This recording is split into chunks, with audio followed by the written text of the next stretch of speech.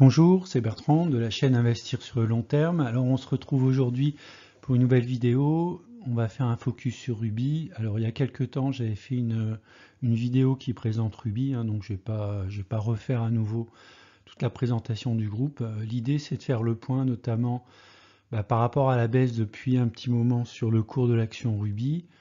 Donc c'est pour ça que je l'ai intitulé « A-t-on touché le point bas ?» Alors avant de démarrer et d'aller dans le détail de la vidéo, avertissement, je ne suis pas conseiller financier. Cette vidéo n'a pas pour but de vous proposer un placement financier ou un quelconque conseil d'achat, mais uniquement un but pédagogique et de partage. Vous restez responsable de vos investissements. Alors, si on regarde au niveau graphique, effectivement, depuis un petit moment, la tendance est négative. Donc, je vous ai représenté ici le graphique sur une dizaine d'années.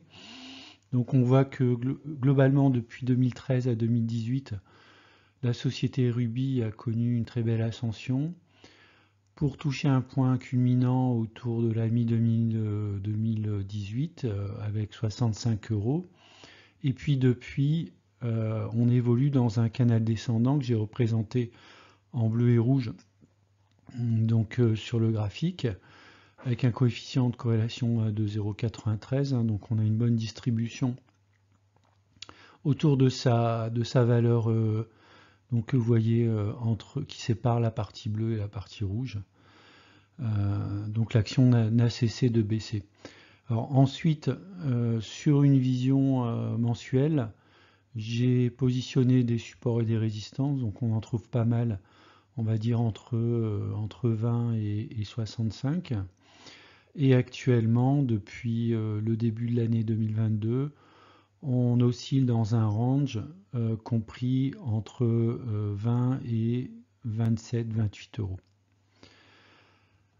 Alors, je vous ai mis à droite également l'évolution en chiffres de l'action Ruby. Donc, on voit quand même que depuis 6 mois, on est en perte de moins 12%. Alors sur un an, en légère progression, donc on voit très bien la fluctuation de l'action. Néanmoins, sur les 10 dernières années, on reste encore en progression de 7,58%. Alors là-dessus, on va regarder les droites de régression. Donc si on regarde la droite de régression, on a une pente qui est de l'ordre de 8%. Un coefficient de corrélation de 0,81. Donc on voit que le cours de l'action à peu près jusqu'à 2015-2016, on était quand même assez proche de sa valeur théorique. Et puis en 2016, on a connu une belle expansion en fait du cours qui est allé jusqu'à plus de sigma, 2 écarts types. Ensuite, il y a eu une correction. À peu près, on est resté pendant un an sur l'année 2018-2020, donc sur plus un écart type. Puis ensuite, on n'a pas cessé en fait de descendre. Et aujourd'hui, on évolue entre moins 1 et moins 2 écarts types. C'est-à-dire, alors, moins 2 écarts types un peu exagérés, 14,72, moins un écart type, 29,73. On est bien entre les deux. La valeur théorique, si on suit la droite de régression, serait à 44,74 €. Alors un autre graphe qui est également une droite de régression, mais dividende réinvesti. Donc on voit globalement c'est à peu près la même histoire, avec notamment si on réinclut en fait les dividendes, on a une croissance non pas de 8% mais de 13%. Donc ça veut dire que Ruby, c'est une action qui a à la fois une croissance de l'ordre de 8% par an en moyenne, mais également une distribution de dividendes relativement intéressante. Et si on combine les deux, on a une très belle croissance moyenne de 13,35%, avec un beau coefficient de corrélation qui est de 0,93. Et on peut voir aujourd'hui, enfin même aujourd'hui depuis globalement quand même un an ou deux, on évolue quand même sur des niveaux bas relativement extrêmes. Alors pour moi, c'est un indicateur assez intéressant. On a à la fois de la croissance, de la distribution de dividendes et on est à un moment historique où le cours paraît relativement bas. Alors si on regarde les fondamentaux de Ruby, alors en haut à gauche vous avez l'évolution des prix, mais c'est pas quelque chose qui va m'intéresser moi dans mon analyse des fondamentaux. On va regarder le compte de résultat, donc on a un revenu de l'ordre de 7 milliards d'euros, 676 millions d'EBITDA, donc c'est à peu près 10% du revenu. Bon, c'est de la distribution, hein, donc ce qui explique que on verra par la suite, les marges sont pas énormes. En tout cas, l'EBITDA est quand même correct, 10% du revenu. L'efficacité de gestion est relativement faible, on est autour de 10% aussi au niveau du ROE moyen. Mais ça, c'est pas non plus étonnant vu le type d'activité. Et puis ensuite, si on regarde le PE actuel, le price earning est de 7,41, donc on est vraiment sur des price earning relativement bas. On a une dette alors qui est quand même assez importante, 1,5 milliard d'euros, donc à ramener par rapport à un total de revenus, bon, on va dire ça paraît correct. Par contre, si on le ramène sur le free cash flow, qui est, alors on va voir, je vous montrerai un autre graphique, en tout cas là, les données qui proviennent de Giro me donnent un free cash flow négatif. Donc c'est-à-dire potentiellement des difficultés à se financer et notamment à rembourser la dette, autrement que par l'endettement. Alors, quand on regarde le free cash flow, donc on rapporte ça par rapport à la notion de dette, et puis on peut également regarder, puisque c'est une société qui distribue du dividende, le payout ratio qui est de l'ordre de 70%. Bon, ça veut dire que la société Ruby gâte ses actionnaires. Par contre, pour moi, c'est un ratio qui me semble quand même un peu élevé, compte tenu notamment de l'absence des free cash flow positifs. Si on regarde maintenant côté des marges, alors vu le type d'activité, donc on a une marge brute de l'ordre de 20% qui est correcte. Hein. Par contre, on a une marge opérationnelle de 6% et une marge nette de l'ordre de 4%. Donc c'est une entreprise qui ne peut pas se permettre d'avoir des difficultés, puisque très rapidement, en fait, elle peut être en danger vu que son niveau de marge, notamment marge opérationnelle et marge nette, sont relativement faibles. Si on regarde sur la partie droite, alors vous avez un certain nombre d'indicateurs par action. Moi, je vais plutôt m'intéresser au taux de croissance. Donc au niveau du revenu, si on regarde un petit peu le taux de croissance sur 5 ans, en moyenne, on a un taux de croissance de l'ordre de 12%, donc ça c'est plutôt positif. Par contre, si on regarde le bénéfice par action, on voit qu'il stagne, voire qu'il baisse légèrement. Alors ça peut être notamment expliqué par le fait que Ruby a opéré aussi un virage au niveau environnemental, avec des investissements assez lourds en fait dans le photovoltaïque, donc ce qui peut avoir un impact assez fort à la fois sur son endettement, mais également sur ses ratios de marge et de profitabilité. Donc ça s'est traduit quand même en moyenne sur les 3 dernières années, un dividende qui a baissé. En tout cas, c'est ce que me donne les ratios tirés de Giro. Et puis si on regarde sur les croissances donc sur les 3 dernières années, un EBITDA donc qui a quand même augmenté un peu moins vite que le chiffre d'affaires,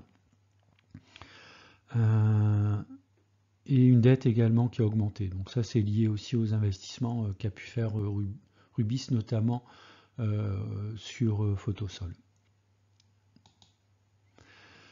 Alors effectivement, sur le free cash flow, donc De Giro me donne des free cash flow négatifs donc sur les 12 derniers mois glissants, également sur la dernière année fiscale, ce qui n'est pas du tout la même information si on va par exemple sur TradingView. Je vous ai mis donc sur TradingView l'évolution des free cash flow. Vous avez par exemple en 2019 free cash flow de 72 millions d'euros. Donc il a bien monté jusqu'en 2021 et puis il s'est un petit peu tassé. 88 millions de free cash flow en 2022 et donc selon les données TradingView, 158 millions en 2023. Donc si on ramène 158 millions sur la dette nette d'1,5 milliard, voilà, il faudra, à condition que la société ne distribue pas de dividendes, une dizaine d'années pour rembourser les dettes.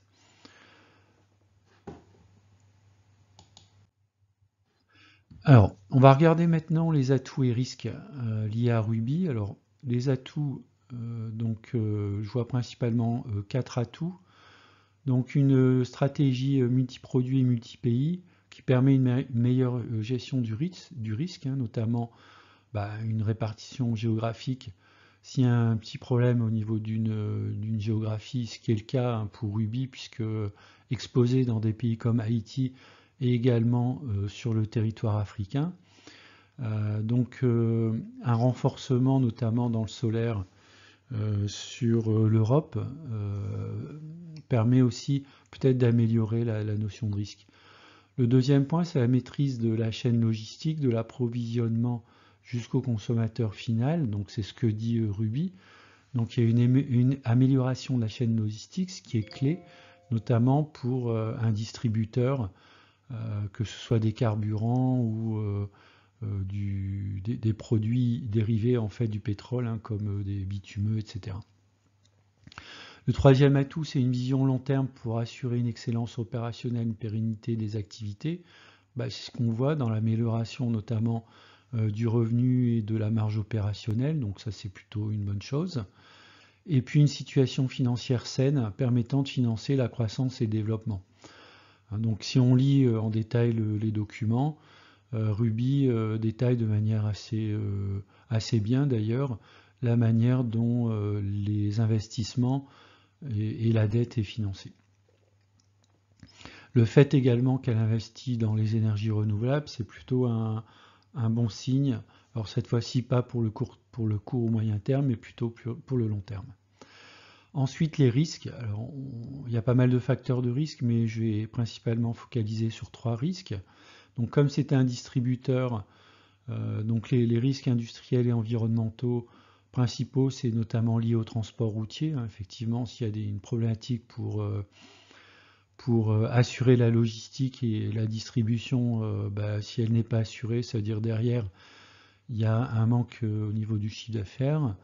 Donc c'est une société à structure de coûts assez important, donc ça peut greffer rapidement en fait la profitabilité. Le deuxième point qui paraît assez évident vu l'exposition géographique, c'est les risques pays et environnement géopolitique. On est sur des pays comme Haïti par exemple. On est également donc sur des pays comme les pays africains. Donc il y a clairement un risque géopolitique qui n'est pas négligeable. Les risques juridiques et réglementaires, alors j'ai regardé un petit peu en détail, c'est surtout lié à l'évolution des réglementations, notamment autour de la gestion du stockage, par exemple, des énergies fossiles. Donc la réglementation se durcit et ça peut avoir un impact qui peut être assez important, à la fois au niveau compatibilité juridique et réglementaire, mais également sur les coûts, parce que s'il faut se mettre à jour toutes les infrastructures suivant des normes qui peuvent évoluer de manière très contraignante, cela peut également peser à court, moyen et long terme sur la structure financière de la société. Alors, l'exposition de mon portefeuille, pourquoi je parle de Ruby? Parce que Ruby, ça fait partie de mon top 5 en fait dans mon portefeuille.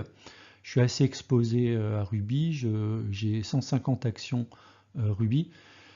J'ai un prix de revient de 28 € et je suis actuellement, au moment où je tourne la vidéo, à 863 € de moins-value.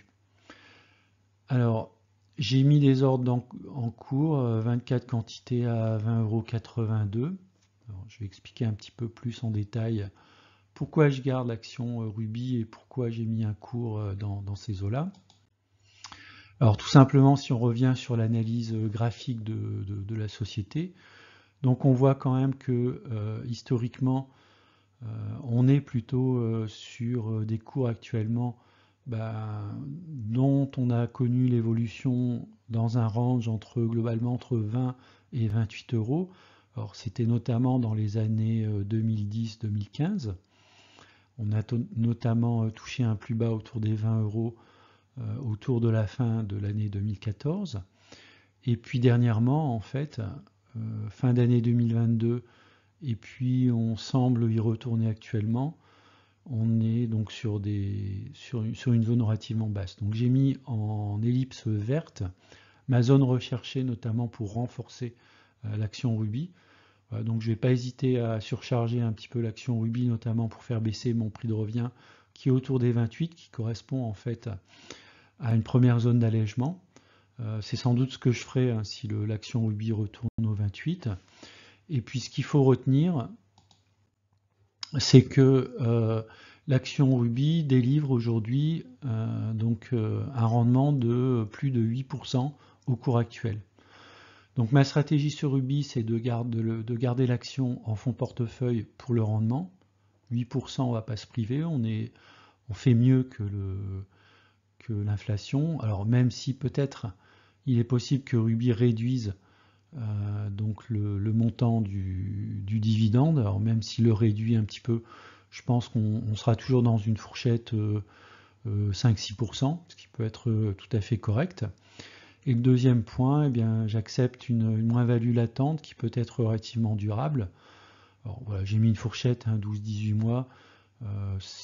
Voilà, c'est une approximation.